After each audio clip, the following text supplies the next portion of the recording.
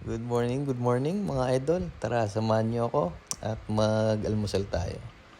Siyempre, bago yan, maglalaba muna si Mrs. para meron naman tayong mga masuot. At siyempre, pang-office na din niya. Ayan, yan. Sige, mekos-mekos muna yung mga labahin natin dyan, ha? Bilis-bilisan mo. After nyan, pakulo na tayo ng tubig. Siyempre, kailangan mag-bound tayo ng napakasarap na kape. Yan. Oh, after nyan, kopi ko sa'yo, Nescafe sa akin. Baka naman. Yan, haluluin mo na yan. Bilis-bilisan mo naman pagtimpla ng kape ko dyan. Sarap mo, ha? Kung hindi, makakatikim ko sa akin ng pagmamahal. Ayos. Alright, good vibes lang tayo. Let's go. Alis na tayo, guys.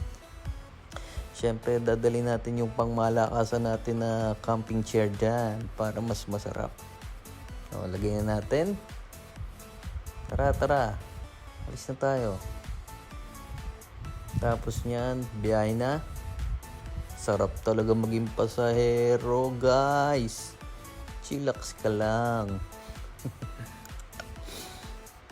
Siyempre, wala pa akong lisensya dito. Napakamahal ng lisensya dito. Oh my gulay. Yan. Pagtapos, bili muna tayo dyan sa Bait Panaderia ng masarap na pandesal. Patuka muna tayo ibon. Ayan. Yan yung mga tinapay nila dyan, oh. Para ka nang nasa Pinas. May ensaymada, Spanish bread, at kung ano-ano pa. Biyahe na ulit. Samahan niyo ako, napakasarap dito talaga mag-almusal. Sarap magkape at kumain ng mainit na pandesal. Yan, lapit na tayo. Ganda dito. Solid talaga. Okay. Yan. Madalas kami dito mag-almusal ng aking butihing asawa. Look at the view. Oh my God. Dito nga pala yan sa may Ajman Cornish. Marami rin dito mga nag-exercise. Maganda kasi yung lugar nila. Makapag-bike ka or jogging. Or kahit mga walking lang. Ganda dyan. Tapos marami rin siyang mga iba't ibang klase ng restaurant. Merong mga pang Thailand, o mga Arabic, Russian, iba-iba. Lebanese cuisine, meron din sila.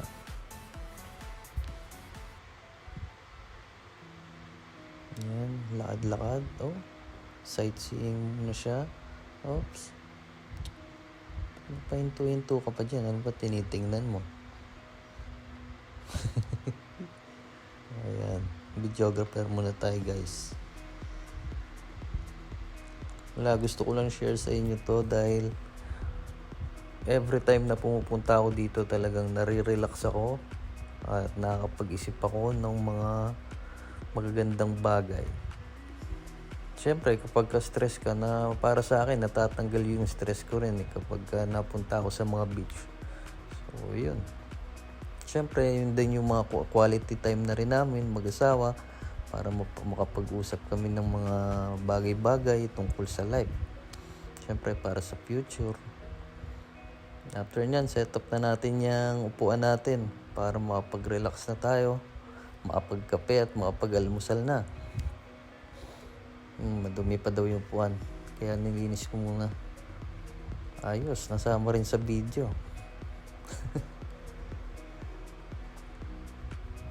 Bilisan mo naman dyan, Dong. Paunat-unat ka pa ha. Sarap talaga ng morning. Basta good vibes ka lang everyday.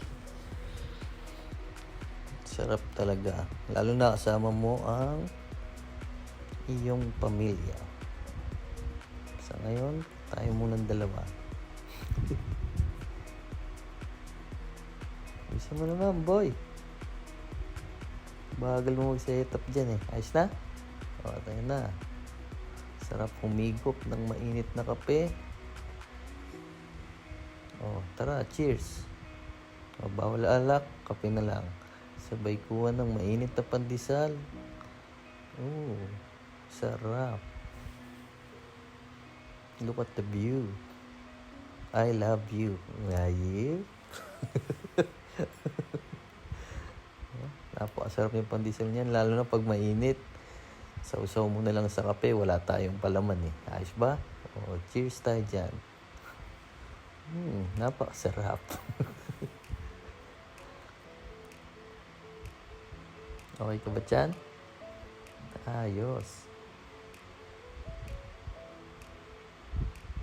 Na-relax lang tayo. Pag-usapan natin kung meron kang problema sa akin, sabihin mo na sa akin ng harap-harapan, ha? Relax muna. Okay. Doon na nagtatapos. Power. Bye.